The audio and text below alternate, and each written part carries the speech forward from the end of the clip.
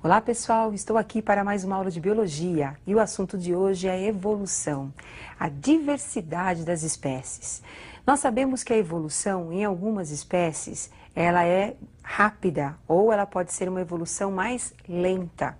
Essa evolução lenta que permite nós distinguirmos as diferenças que aparecem entre os indivíduos da mesma espécie, ela ocorre durante milhares e milhares de anos. Dentro dessas evoluções que aparecem, que são chamadas também de intraespecíficas, porque aparecem entre os indivíduos da mesma espécie, é o que nós vamos iniciar o nosso estudo. Então, nós vamos agora conhecer algumas das variações que aparecem nos indivíduos. Temos, então, a variação da produção de melanina na espécie humana. Então, nós temos as várias produções mostrando, então, os vários tons de pele entre os indivíduos. Temos agora a imagem de uma floresta mostrando a diversidade entre os vegetais e a diversidade entre os animais. Para mostrarmos que existe parentesco entre os animais, nós temos algumas evidências, entre elas o estudo dos fósseis. Quando você faz um estudo dos fósseis, dos animais, dos nossos ancestrais, verifica-se que existe um parentesco entre órgãos que são diferentes, com funções diferentes, mas que apresentam a mesma origem embrionária. É o caso dos órgãos homólogos. Temos também órgãos diferentes, mas que órgãos que apresentam diferentes origens embrionárias, mas que apresentam a mesma função. É o caso, então, dos órgãos análogos. Vamos exemplificar. Eu tenho uma asa de um inseto e tenho a asa de uma ave. Os dois órgãos estão adaptados ao voo, têm a mesma função. Porém, a origem embrionária desses órgãos é diferente. E também temos o estudo dos embriões. A embriologia, ela mostra que apesar das diferenças entre os grupos de peixes, de répteis e de mamíferos, nós temos numa fase embrionária um parentesco, quer dizer, muitas semelhanças entre esses embriões. Então vamos observar as imagens desses embriões. Então nós temos aí os embriões de uma tartaruga, os embriões de uma ave, representando aí a galinha, os embriões dos mamíferos, do cão e o ser humano. É uma fase inicial de desenvolvimento. E apesar das diferenças entre a tartaruga, a galinha, o cão e o homem, nós vamos ter os embriões com muitas semelhanças nesta fase. Isso significa que nós temos aí um parentesco entre esses animais. Para explicarmos a evolução das espécies, nós vamos iniciar com uma teoria de 1809, escrita por Jean-Baptiste Lamarck. Essa teoria, conhecida também como Lamarckismo, ela coloca a evolução das espécies sob dois aspectos. Primeiro, as espécies elas passam por transformações, por modificações para se adaptarem ao meio, utilizando determinados órgãos. E esses órgãos sendo utilizados, eles vão evoluir, vão se desenvolver em algumas espécies. Ou, se não forem utilizados, nós vamos ter esses órgãos atrofiados. E o desenvolvimento desses órgãos vai ser transmitido de geração para geração, que é o que nós chamamos de transmissão do caráter adquirido. Para exemplificar isso, nós vamos estudar um pouquinho o caráter do pescoço das girafas, proposto pelo Jean-Baptiste Lamarck. Então, observem agora como é que ocorreu a evolução do pescoço das girafas. Então, nós temos aí as girafas com o pescoço curto. Devido à sua necessidade alimentar, os alimentos serem encontrados numa região mais alta, na copa das árvores, elas tiveram que esticar o seu pescoço em busca do alimento. Durante várias gerações, elas foram esticando o seu pescoço, até ter um pescoço mais longo. Então, segundo Lamarck, as girafas adquiriram um pescoço mais longo devido à sua necessidade de capturar os alimentos na copa das árvores. Então, a girafa, de tanto esticar o seu pescoço, foi apanhar o seu alimento.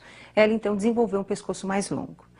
Portanto, nós sabemos que alguns órgãos, eles apresentam esse comportamento de desenvolvimento em função do seu uso, ou de ter um órgão atrofiado devido ao seu desuso. Porém, nem todos têm o mesmo comportamento. Agora, transmitir esse comportamento de um órgão, essa característica de um órgão aos seus descendentes, isso é um ponto negativo da teoria de Lamarck. Por quê? O caráter adquirido numa espécie, ele não pode ser transmitido aos seus descendentes, porque a transmissão dos caracteres só pode ser feita através da sua célula genitora, que é o óvulo e o espermatozoide. Então agora nós vamos colocar para vocês os fatores básicos da lei do lamarquismo. Então observem, por favor. Fatores básicos: lei do uso e desuso e a lei da transmissão do caráter adquirido. Um outro cientista importante foi o Charles Darwin. Ele começou a explicar as variações das espécies, a evolução das espécies, considerando dois princípios básicos: a variabilidade entre os indivíduos de uma mesma espécie e também a seleção natural, o meio ambiente interferindo, selecionando os elementos ou os indivíduos que estão mais bem adaptados e que, portanto, terão uma melhor sobrevivência, dos indivíduos menos adaptados, que, portanto, irão desaparecer ou vão diminuir em termos de população. E o Darwin explicou, o caso das girafas de uma outra forma que o Lamarck. Segundo Darwin, nós tínhamos entre as girafas uma variedade de tamanhos aí de pescoços. Essas variações é que possibilitou as girafas com o pescoço mais longo adquirirem um alimento com maior facilidade e, portanto, prevalecerem no meio ambiente. Então, o meio ambiente selecionou uma característica da girafa, que é ter o pescoço mais longo. E com isso, as girafas de pescoço longo predominaram em relação às girafas de pescoço mais curto. Segundo Darwin, as variações que nós temos entre os indivíduos é que possibilitam a seleção natural do meio ambiente. Então, nós temos dois fundamentos da teoria darwinista. Eu gostaria que vocês acompanhassem, então, os principais fundamentos da teoria darwinista. Então, fatores básicos: a seleção natural, que é o meio ambiente participando e selecionando os que estiverem melhor adaptados e que posteriormente produzirão os seus descendentes. E essas seleções serão realizadas de acordo com a variabilidade da espécie. Porém, Darwin não conseguiu explicar o porquê da variedade entre os indivíduos da mesma espécie. Por que dentro de uma mesma espécie nós temos indivíduos que são melhor adaptados do que os outros? Então ele não conseguiu explicar porque ele não tinha conhecimento da genética. Posteriormente ao movimento de Darwin, nós temos o neodarwinismo, que veio justamente explicar o porquê da variabilidade das espécies. Então observem agora os principais fatores do neodarwinismo. Então, fatores básicos. O que demonstra a variedade entre os indivíduos de uma mesma espécie são as mutações, que são espontâneas. Mutações são alterações que vão aparecendo no material genético do indivíduo. E também a recombinação genética, as combinações gaméticas do indivíduo e dos genes. Posteriormente, nós teremos aí a característica passando por um processo natural. E um outro fator importante é o isolamento reprodutivo entre os indivíduos. Então, entre os indivíduos da mesma espécie, nós temos as fontes de variabilidade, que é o que possibilita o aparecimento de novas combinações. Então, não esqueçam, por favor, as fontes de variabilidade. As fontes de variabilidade são as mutações e as recombinações genéticas. Essas passarão por uma seleção natural, realizada pelo meio ambiente, e provocarão, então, o desenvolvimento ou não de determinadas características em uma população.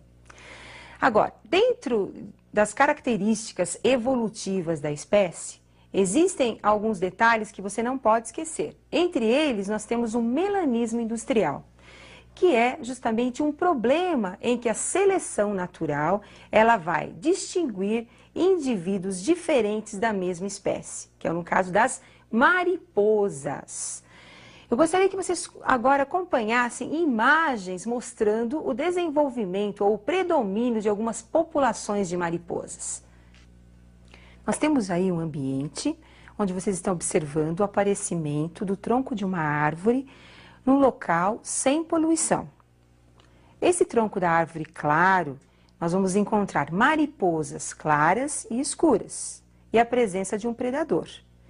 As mariposas escuras acabam sobressaindo em relação às mariposas mais claras, se tornam mais evidentes ao predador.